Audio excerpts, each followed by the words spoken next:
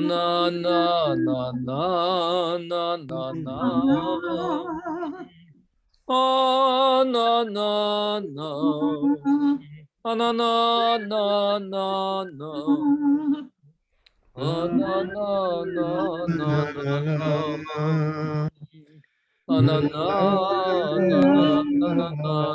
na. Na na na na na na.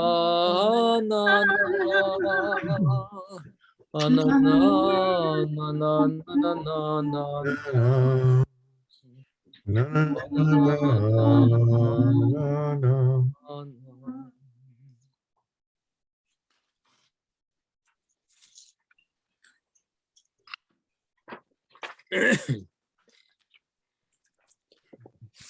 Okay, we've come to page 382. And we're going to start this new section, which brings us to the final stage of Jacob's stay with his uncle Lavan. We have the verse there in the insert at the side, and then we'll see how the Zohar works its way around into unpacking the meanings of this verse and that episode, that stage of the story. So I wonder if there's anybody that would like to, before I even finished, Beryl, how'd you know what I was going to say? So, it's amazing, isn't it? It's amazing. You can read my mind. Very good. Thank you. So 382, when Rachel. Oh, let me find her. When Rachel had given birth to Joseph, Jacob said to Laban, "Send me on my way so I may go to my place and my land."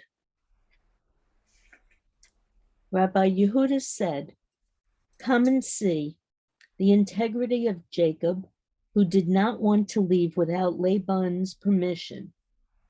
Now you might ask, why not the other time? Because Jacob feared that he wouldn't let him go, and 12 tribes would be completed in an alien land.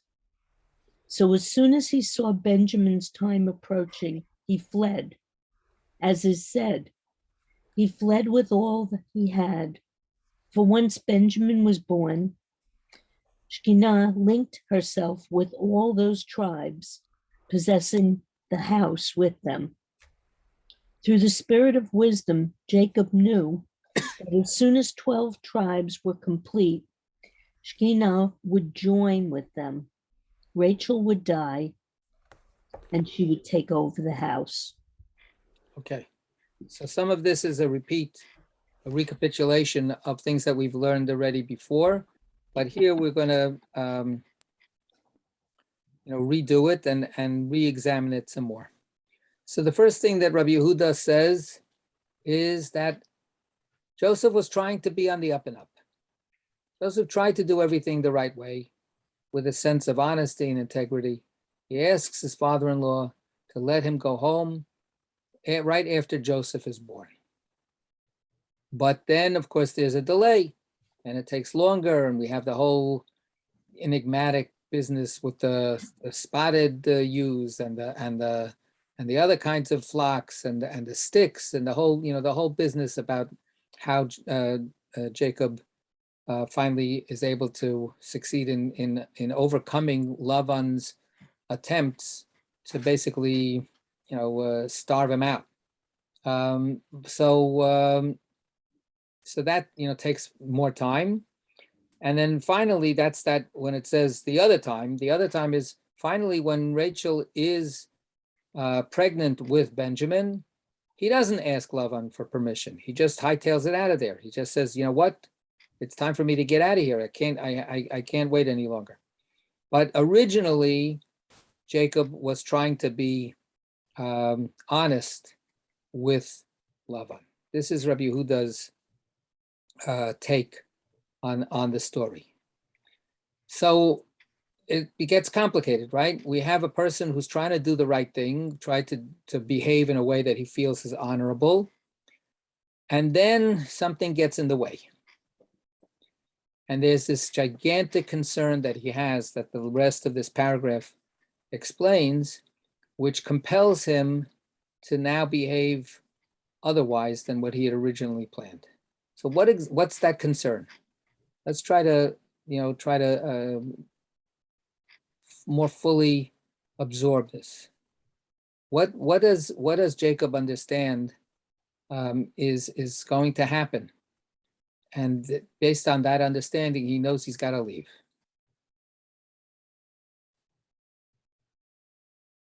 So it comes right at the very end as well, the last sentence.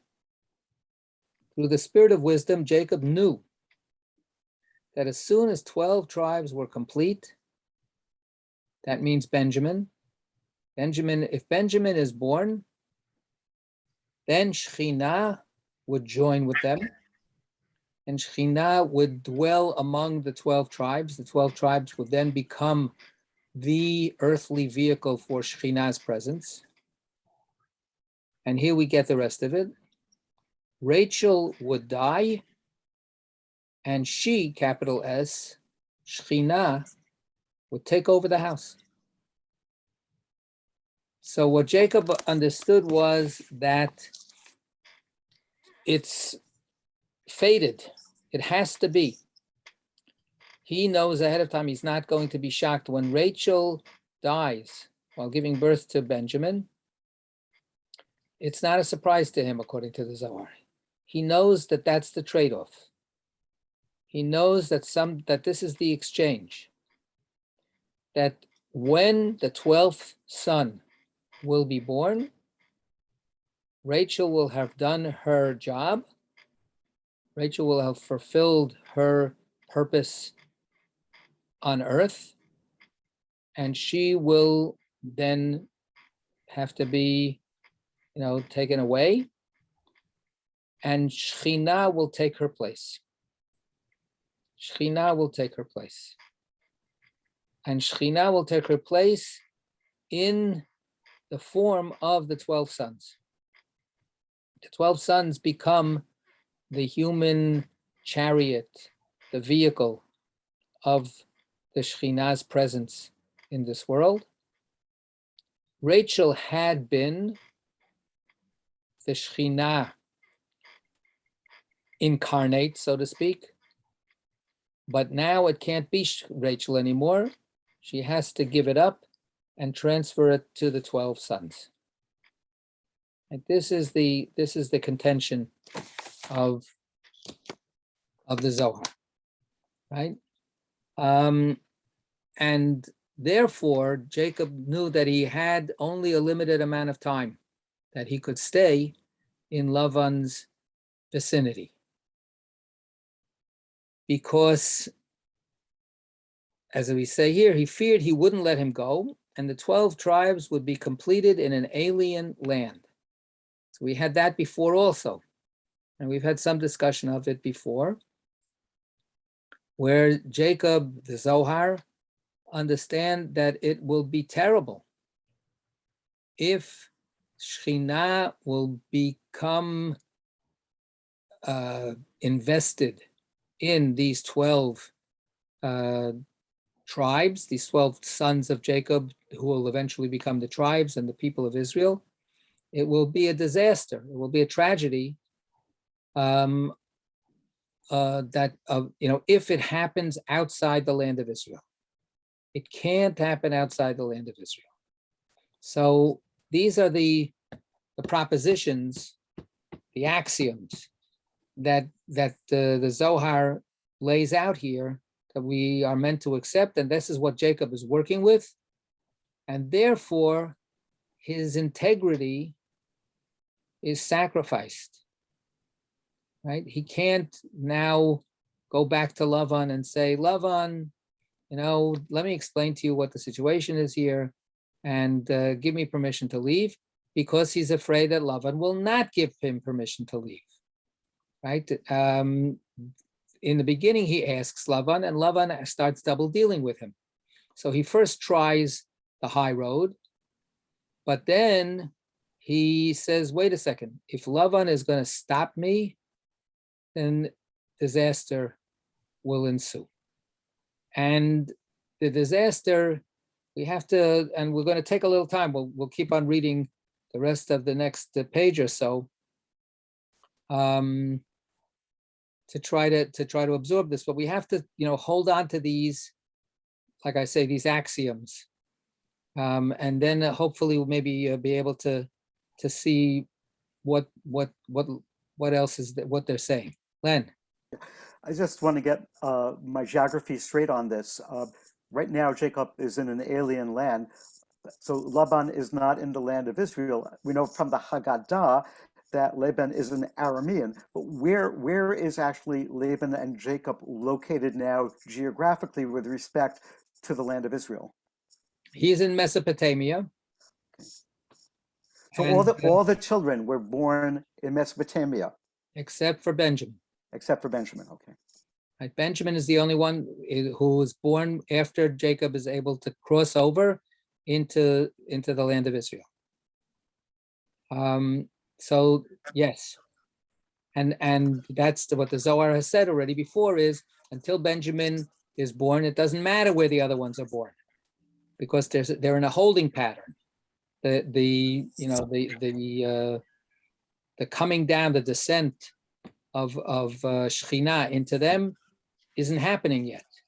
So that doesn't, it doesn't count that they're someplace else. Doesn't matter. It's okay. And there's a surrogate presence. The surrogate presence is Rachel. Right? Rachel is the surrogate presence of Shekhinah all this time. Right? And of course we know that Leah is a different presence. Right? But Leah is not the problematic one here. Right? Leah is the hidden, mysterious, in certain way untouchable persona. She's distanced from any of these trials and tribulations. Rachel is Shekhinah in the sense of Shekhinah, having to struggle to function in this lower world, in this non-divine world that she has been sent to minister to. Yeah, Larry. Could you just remind me, why does Rachel have to die in order for Shekhinah to, inhere? Because there's only one Shekhinah, and it can't be Rachel once the tribes themselves have to become Shekhinah. I mean, in a kind of a simple, prosaic kind of way, we could understand it simply as the generations have to make room for each other.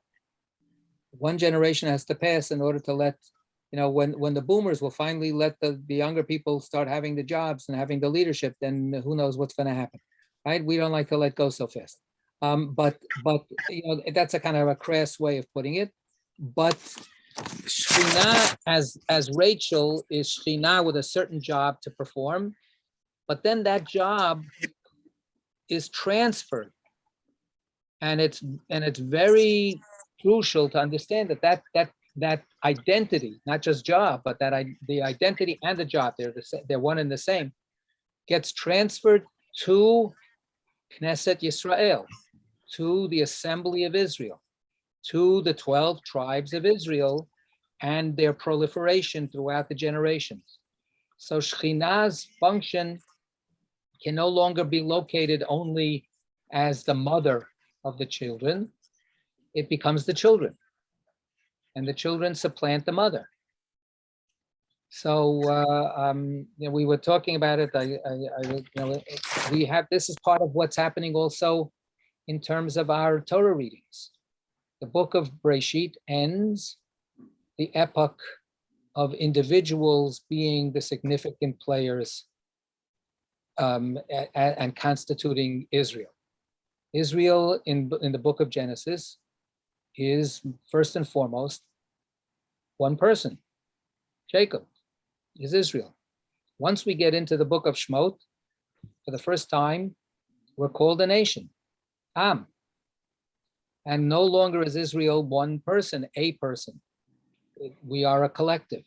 We're a whole people. There are no more patriarchs and matriarchs. Rachel's death is the end of that matriarchal period. Leah is not mentioned as dying. And of course, for the Zohar, that's because she's so hidden. Jacob mentions that he buried her, but he doesn't. But we don't have a report of her dying. And then Jacob is the last patriarch. He wanted Joseph to be a patriarch, but Joseph wasn't a patriarch. He was just, a person who was helping the other brothers. And we don't have patriarchs after that. Moses is not a patriarch. Moses is a teacher. Moses is a leader, but he's not the Av, right? He's not Avotenu. So Avotenu and Imotenu end with this last generation, Jacob, Rachel. And so that's again on a kind of a physical, biological, sociological plane.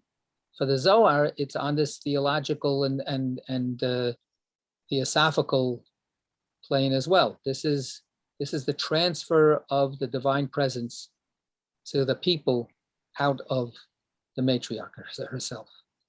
Yeah, Len. Yeah, so understandably, Rachel has to die to make the next stage possible, but it's very interesting that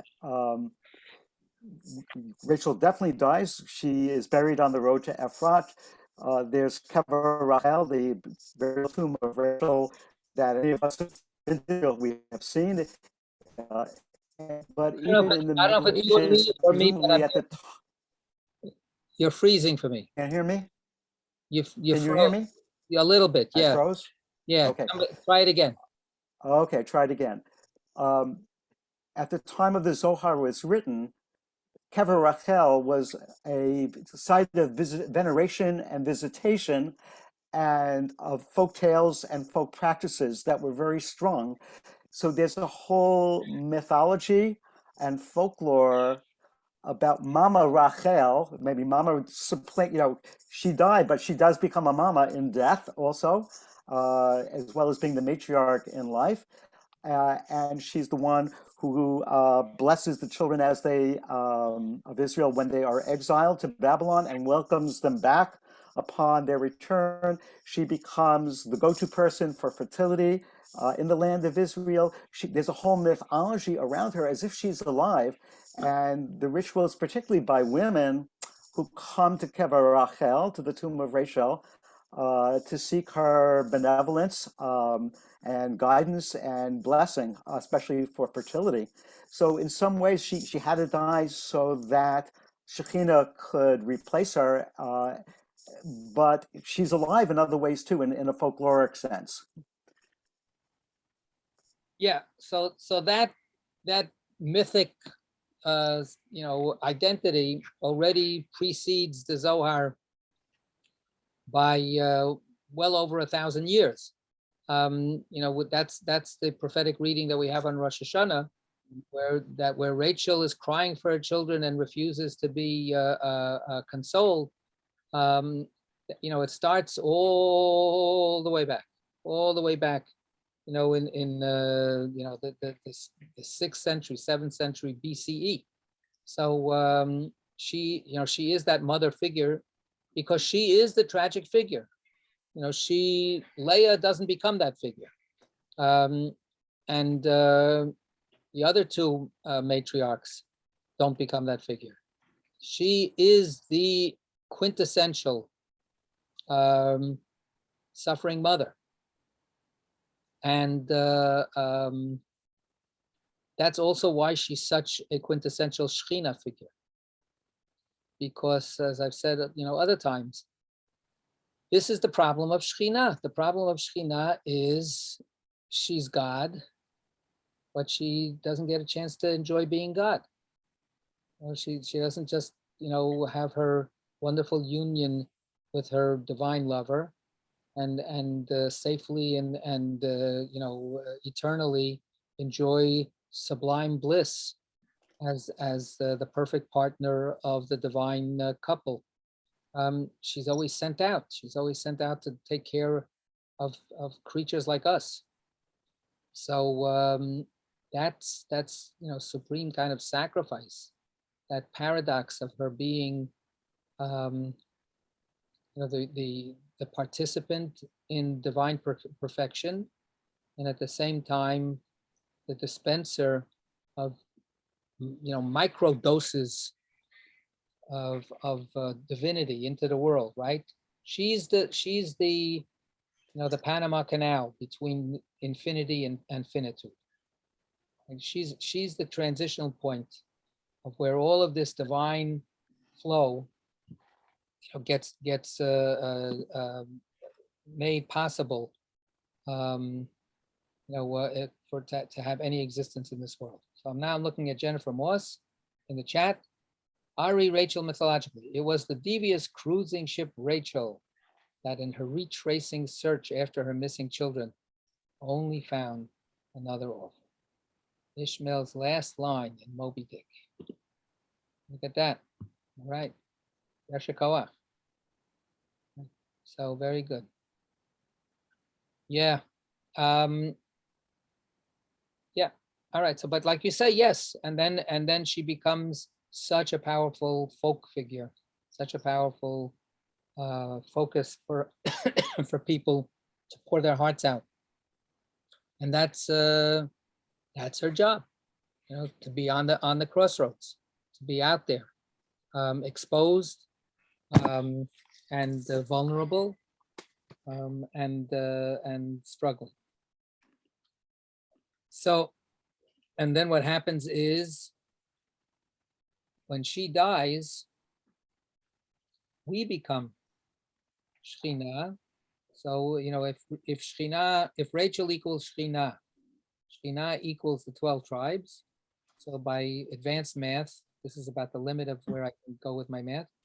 That means the 12 tribes equal Rachel, right? So all of us are Rachels. All of us participate in that kind of like very tragically tinged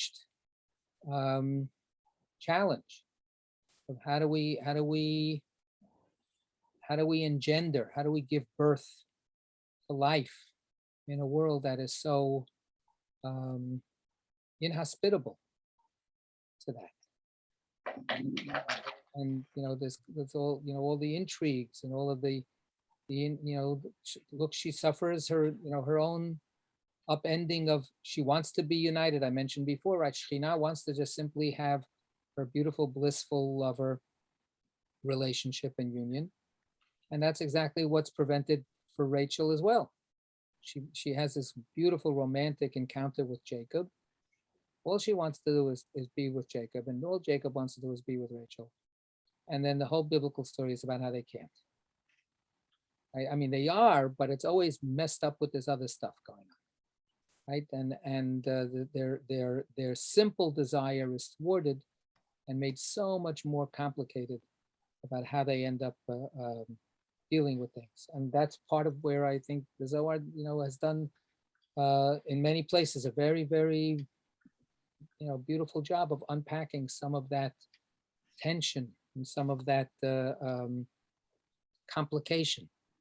We had it with Leah before. Yeah. So I think something is going on here as well that I want to, like I say, let it stew a little bit. We'll keep on going. But there's a real struggle here that the Zohar puts out about Jacob's behavior, right? About what's happening inside Jacob. There's a turmoil going on, which then forces his hand, and he has to act a certain way, which he would have preferred not to act in that way, because the alternative is unbearable. The alternative is unacceptable. It can't happen. And we'll see this comes back again and again. Come and see. Come and see. Go ahead. Come and see what we have learned.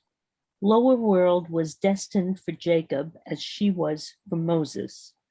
But she was unable until there appeared in the house 12 tribes with whom she could join.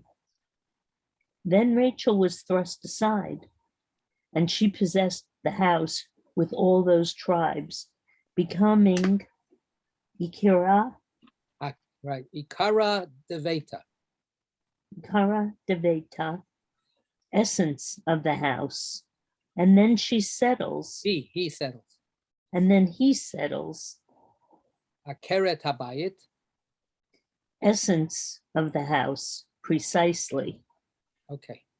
So, and we've learned this, like it says, we've learned this, we had it before. And the notes talk about, go back to whatever it is, page 380 or something. So lower world was destined for Jacob, as she was for Moses. Lower world here means Shekhinah, right? It doesn't mean our world, right? It means the divine power that deals eventually with the lower world. So she was destined for Jacob, and now it says here she was destined for Moses as well. So this is another kind of important interweaving between human and divine identities that the Zohar posits. Jacob is not only Jacob, Jacob is Israel. Right?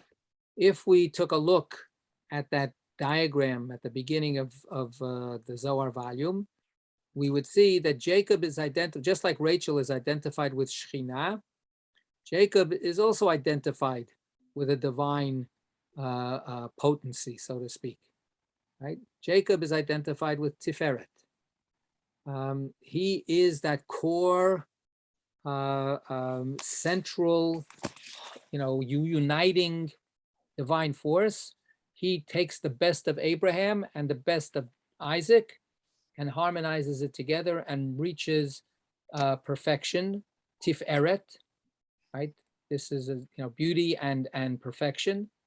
We have it in this Shabbat's Haftorah. It's an important word. Tiferet, Tifara. So that's Jacob. Jacob then, by multiple moves, becomes transformed into Moses.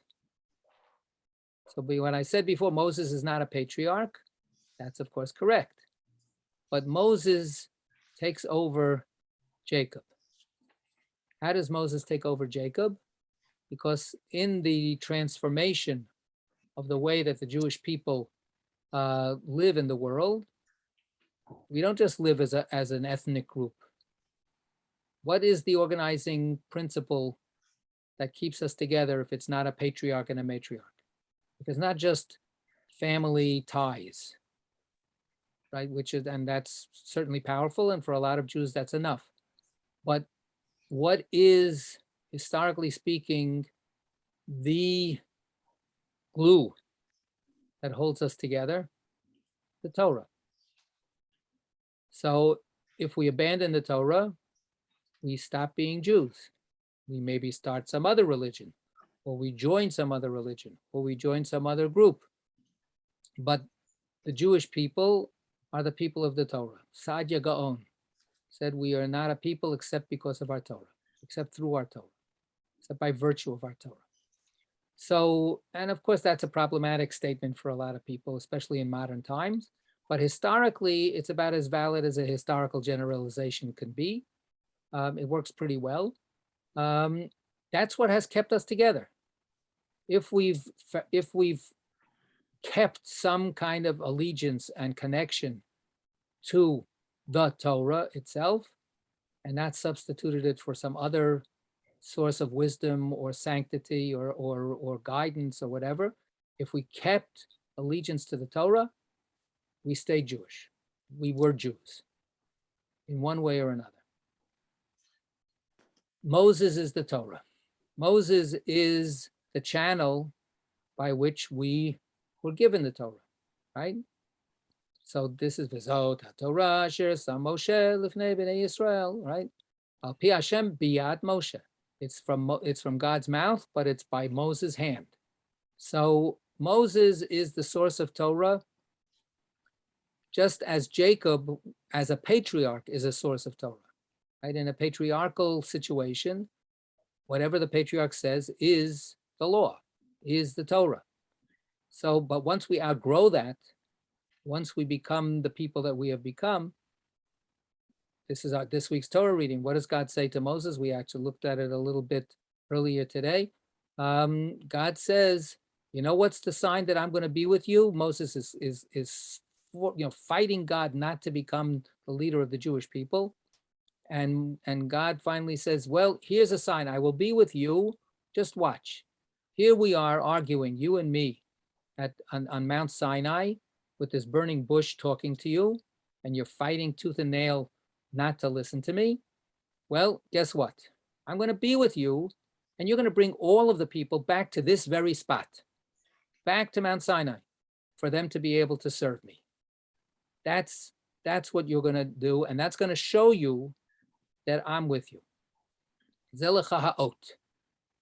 So Moses is Torah, and Jacob is like, Ur Torah, proto Torah.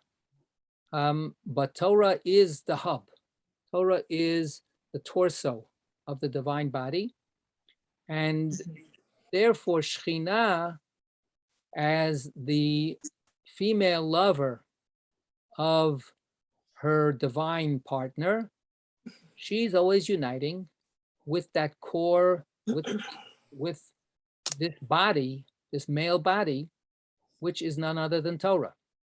So when it's Rachel, she's uniting with Jacob. Later on, when it's the children of Israel, it's uniting with the Torah. And the Torah comes through the hand of Moses. So Shekhinah, children of Israel, that's us. Later on, when we take on that role, we unite with the Torah, we unite with Moses. Merle. Am I muted? Oh, no. No. Okay. So I think that even secular Jews today, secular Jews or Jews that don't go along with some of the theology and don't think they're following the Torah, they're still following the Torah, because all of the, or most of, I can't think of any that aren't, the good things that we do, in particular Jews, charity for less fortunate, deeds of loving kindness, all of the things like that Jewish people, whether they're religious or not, tend to believe and do, we're still following the Torah. We're still following a part of the Torah, but there are huge parts of the Torah that people who don't think about these things as significant don't. Shabbat, serving God. There are many, many wonderful, amazing, proud Jewish atheists. So, this whole business about God and everything is just a bunch of hooey as far as they're concerned. And many of them succeed in being unbelievable human beings. So, that's great, but that's not Torah. And we need to be careful. There's, I was raised to take part in a very traditional society. My father and my mother were a little bit outsiders, but they thought that I should be part of that society and part of that system. So in that system, there's a very strong tendency to feel that they know better than anybody else. And that is a very patronizing, potentially, way of approaching people. So one of the ways that very, very devout religious people, not just Jews, but in other religions as well, but in let's say in the Orthodox world, when they encounter a person that you describe, right? A person who's really, really a good person, really doing terrific stuff. A lot of times, in order for them to accept that this person can be a good person without them accepting the Torah, is that they resort to a kind of a very old traditional idea.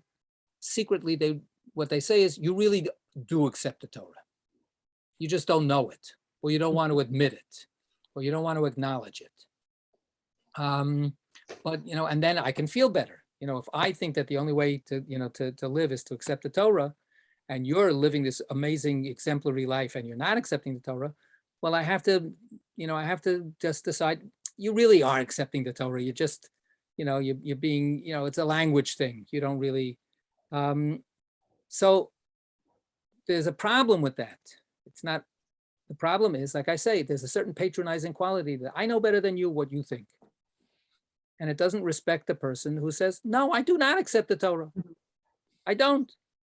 And nevertheless, I give charity and I help people and I'm honest and I'm compassionate and I want justice for everybody. And I don't accept the Torah.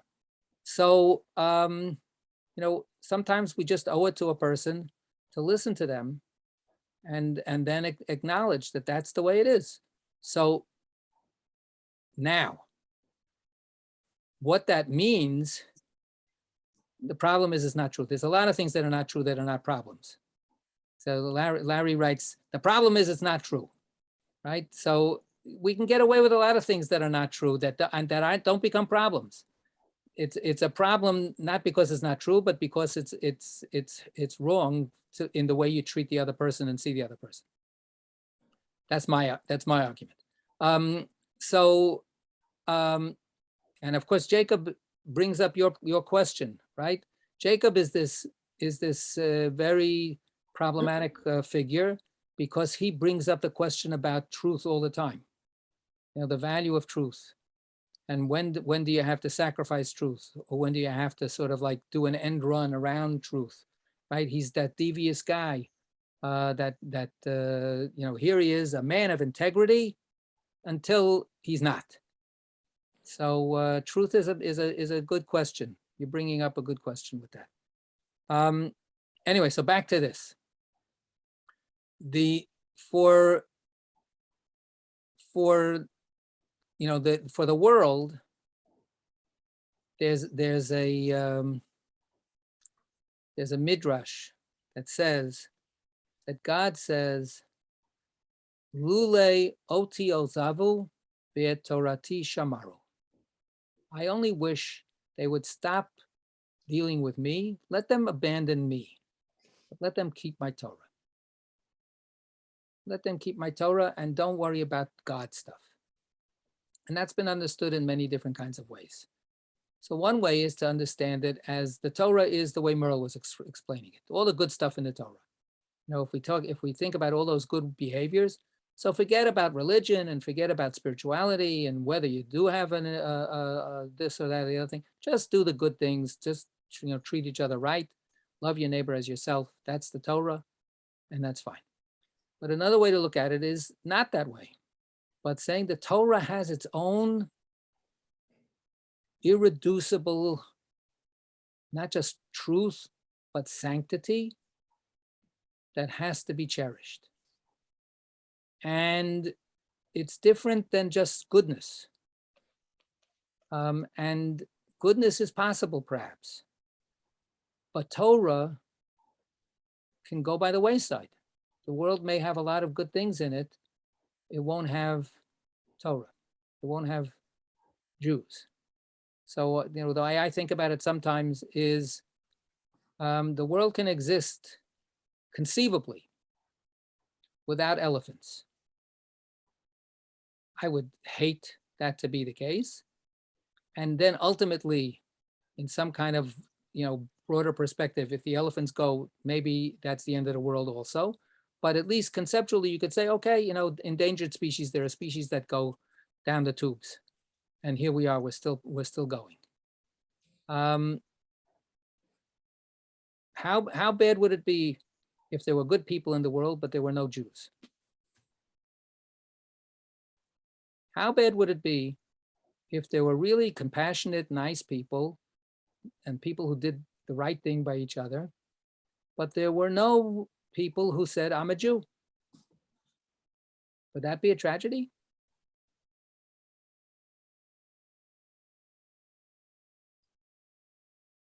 So it's a painful kind of question to ask. I see that Larry is typing. Begs the question, Rabbi. What? It begs the question of flipping it. What if there were only Jews and nobody else? So I was having a conversation with somebody. Yes, I mean, that's a good question too. But, you know, realistically speaking, my question is a more realistic question than your question. The world being, you know, whether it's through mass conversion, a mass millennial, you know, inspirational, you know, turning of the tide and everybody decides to become Jewish. Yeah, right. But the you know, the diminishment of the Jewish presence numerically and also qualitatively is a reality that we're fighting about, that we're struggling with right this very second. So that's why I think it's a more real question. Jen.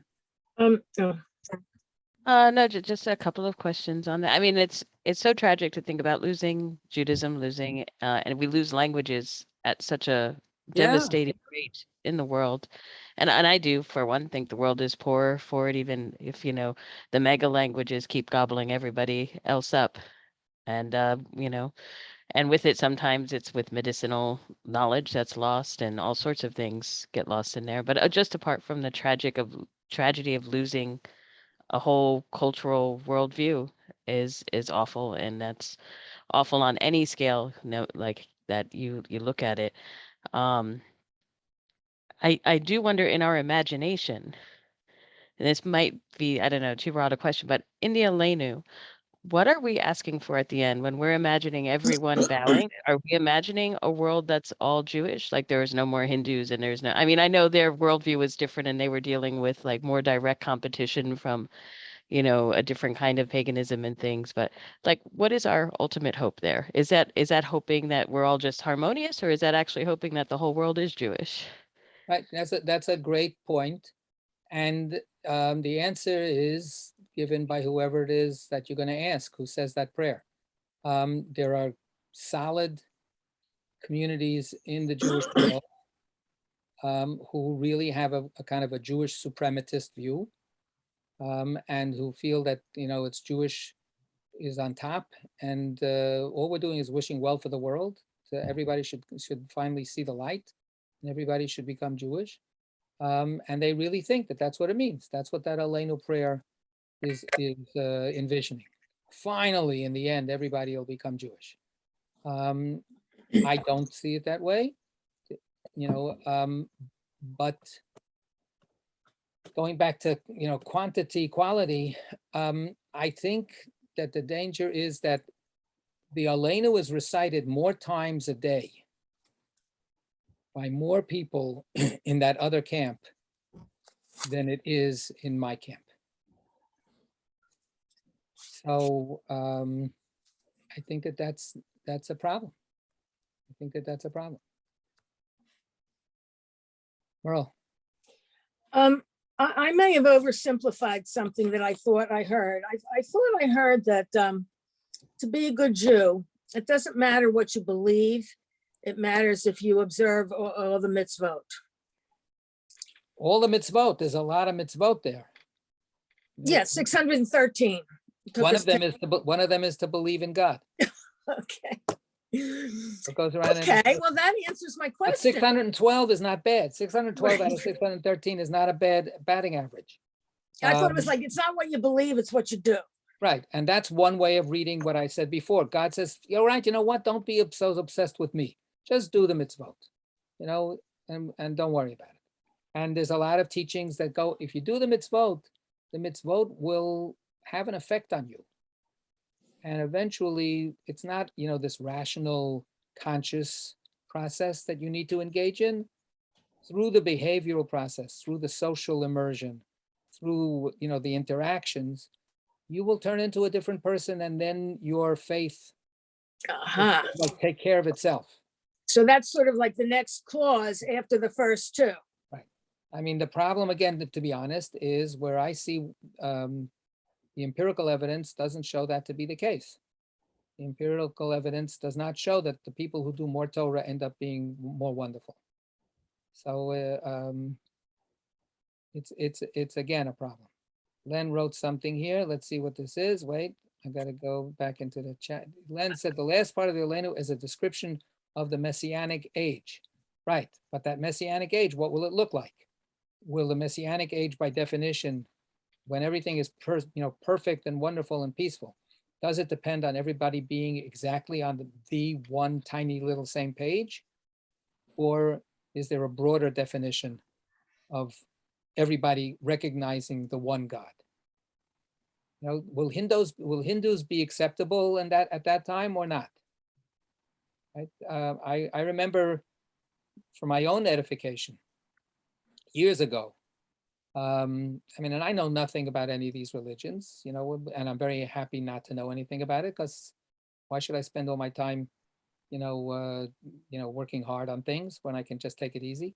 But a person who is an Orthodox Jewish theologian, maybe not accidentally a woman, wrote a really powerful article that opened my eyes, where she said, because I'm a theologian, because I deal with religious, thinking, I encounter all these other people from other religious traditions, and this binary thinking, pagan, monotheist, Jew, goy, all that kind of stuff, but this idea of the one God, she said, it's so much more complicated than I have Hindu theological friends and colleagues who have taught me how much, the oversimplification of this kind of thing can be totally a betrayal of the deep beliefs that they have. So I took that to heart, and I'm not going to become an expert in Hindu theology. I'm just going to say, you know what? It's not my problem. Let God decide whether somebody gets it or not. But what is my problem is that I've chosen to somehow figure out a way to keep on staying connected to the Torah. So the Torah is my problem. Hindu theology is not my problem. The Torah is my problem. And I have to figure out how to make sense out of the Torah, and how to form the Torah, and how to teach the Torah, and how to live the Torah in a way that I think is worthy. That doesn't betray what I think is the ultimate stakes that we're all living for. So that's it. So back to Merle's point to begin with. In the end, I think it's not so clear that Jews can continue without a bond to the Torah in some real way, not just lip service, but in some real way. And again, with the open question of, so what? If Jews don't continue, so what? Okay. But there is, to my mind, it's impossible for there to be Jews without Torah. I mean, there's a residual quality to the Torah. We have a few thousand years of Torah that we can draw on from the bank, so that we haven't used it up yet. But there's a limit. So, okay. Hey, Reb, this was a fascinating conversation, really rich. Help connect it for me to your statement earlier on that said, what's going on inside Jacob at this time? Jacob's struggling with something. Let's dig deep. Help connect that. So I want to leave that a little bit, because we're going to keep on going back to that a few more times in these next paragraphs and the next page or two in the Zohar. But the quick response that I would say is that that's part of what the Zohar does. The Zohar, goes through this kind of like seesawing between talking about these very big transcendent abstractions in a certain way, or generalizations, and religious propositions. And then it's also in many ways, many times, really sensitive to the struggle of the human soul. And the Zohar definitely feels that they are intertwined. To a certain extent, that's, when they keep on showing, and Jacob, obviously all the matriarchal stories are stories of struggle. And the Zohar is convinced that those are stories that are giving human form to divine struggles. So these big issues, as they play out in a real world, in the world that we think is real. So when Jacob is going to be struggling, it's going to be in some way tied, and we'll have to try to, like I say, I want to defer it a little bit. I don't want to give some kind of like grand unified theory at the moment because I don't have it. But the Zohar definitely feels that those kinds of moral and spiritual tensions and stresses are all reflective, literally reflective. The upper world and the lower world reflect off each other, and are intertwined with each other. So, all because there is a lower world. If there were only an upper world, there would be no problems. But God, in God's simple, pure will, decided to mess things up a little bit.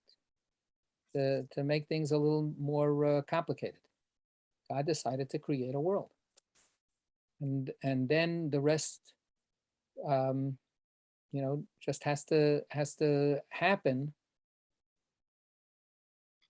Not that everything is determined, but the issue had to happen. The complication has to happen.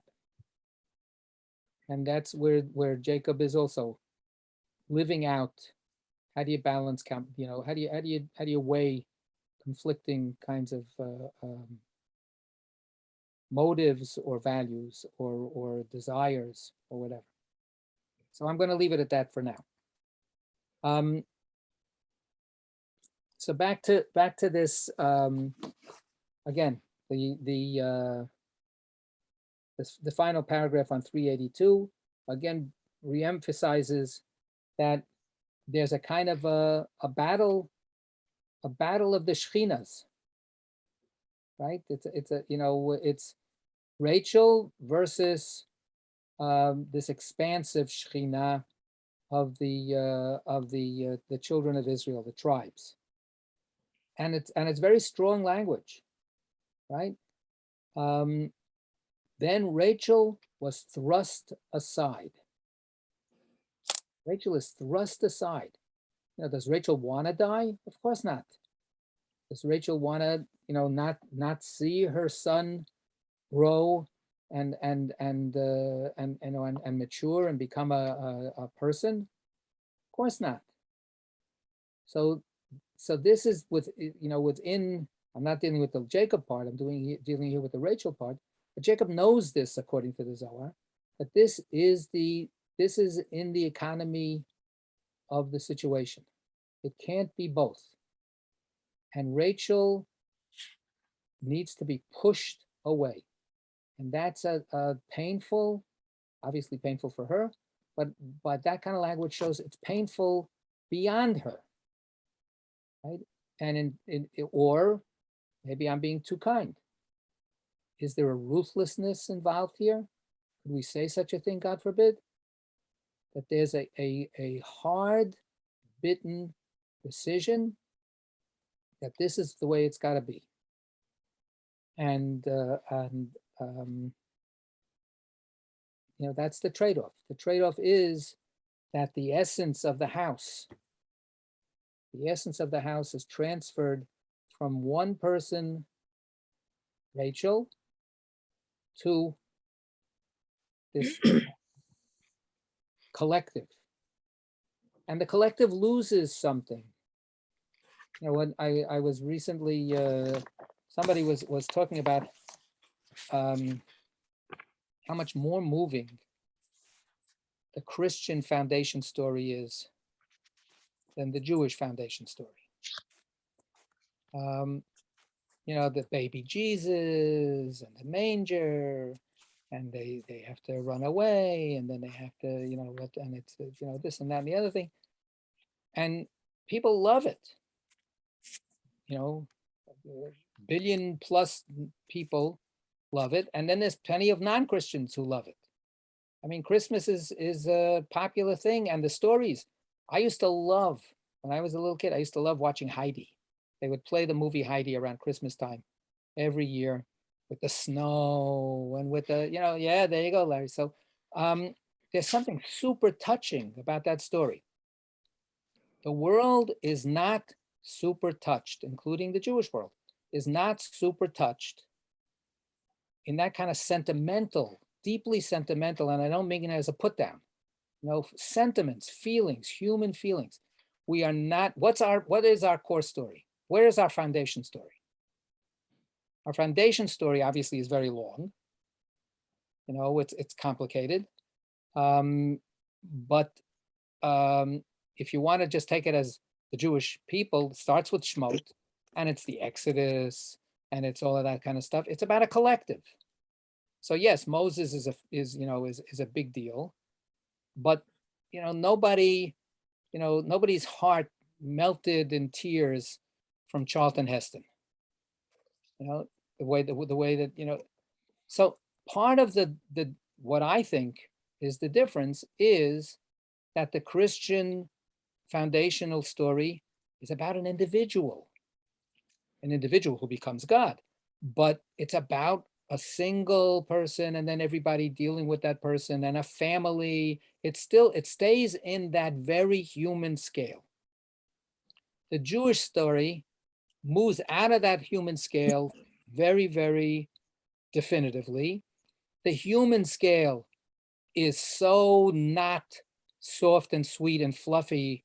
It's troubled, and it's grisly, and it's you know, it's very, very tough stuff. And then it goes off into peoplehood. And Israel is no longer this interesting person that we want to know what's going on in his heart, Jacob. It's not Jacob. Israel is us. And human beings can't relate to that kind of collective on an emotional level in the same way. So we don't have that sentimentalism. We can't do it. You know, in many ways, we talk about, you know, that large numbers are too abstract for people to deal with. If we talk about tragedies, if we talk about happy things, you can't talk about big mass things. You focus in on one person, you focus in on one family, and you make the story that way. And that's what I think is a basic difference in the way that this is working out. So Rachel is that individual, Shechina as an individual. And then she gets thrust aside.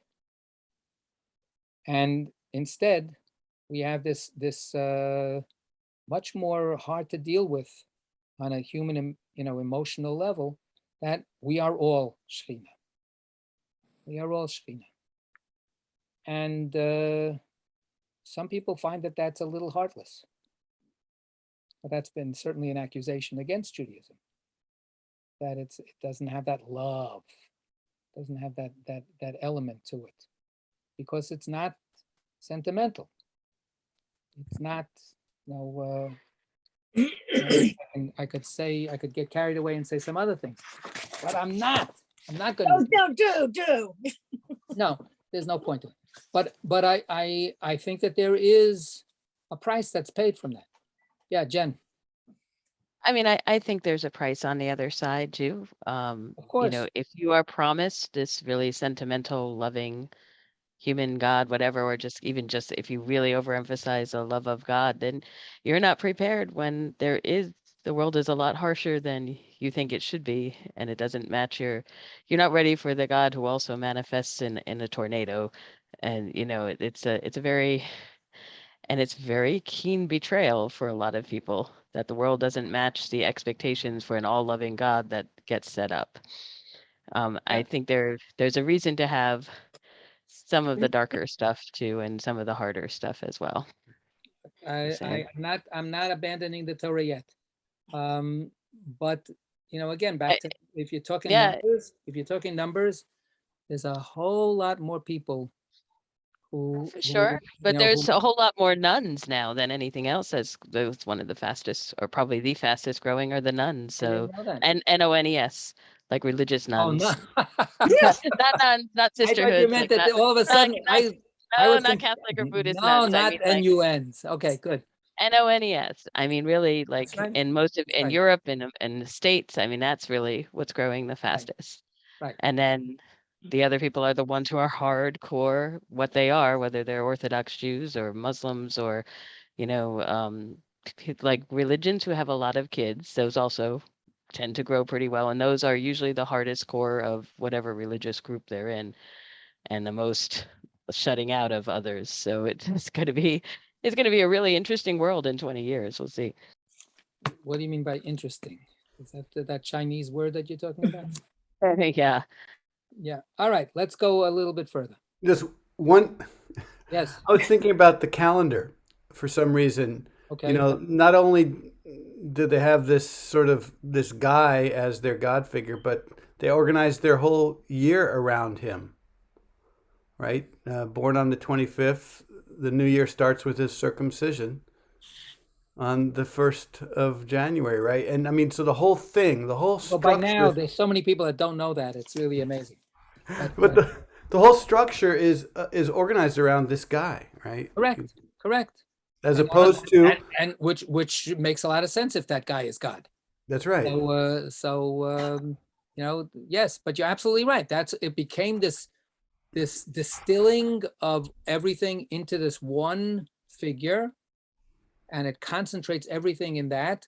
And by keeping that figure human, it's like a genius idea for people, because that's what we like to relate to. We like to relate to the human. So it worked. It worked in terms of sales. I don't think it worked all that well. In terms of the ultimate. It's why, right, in Christianity, they see various passages that as Jews, we would usually perceive as referring to the Jewish people. Right. Now tend to, in Christianity, they see it as referring to the one person. Right. The whole first half of their Bible is simply, hints and predictions for the second half. Yeah. Merle. I think one of the things that might be attractive to Christians who believe in Jesus is that as long as you believe that Jesus is God, you can be a miserable human being. It doesn't matter, but as long as you've accepted Jesus as your Lord and Savior, you're going to be okay, ultimately. That's not universally true. I mean, actually, one of the menschiest human beings I've ever met is a Pentecostal minister. And it's certainly, he would argue viciously against that. So, I mean, we can't judge a religion by its worst adherents. I'm not talking about, a Pentecostal minister is educated and sees a bigger picture, but your average church going, whatever Christian denomination. You know what? Let's take it a step back a little bit. Let's be careful about any of our generalizations. Okay.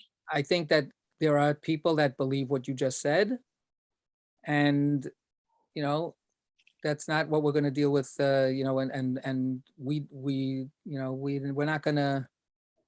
It's not our problem at the moment. It's our problem when they start hitting us over the head. It's our problem when they ruin society, but it's not our theological problem right now.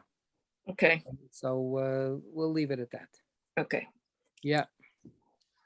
Okay. So we still have 2 minutes. Why not? Because we missed last week. Let's go a little bit further. Jacob said, sorry, the time has arrived for 12 tribes to be completed. The world above will certainly descend to the house, joining them, while this poor woman will be pushed away before it. If she dies here, I will never escape. Furthermore, in this land, it is not fitting to complete the house. So when Rachel had given birth, to Joseph, before the tribes were complete.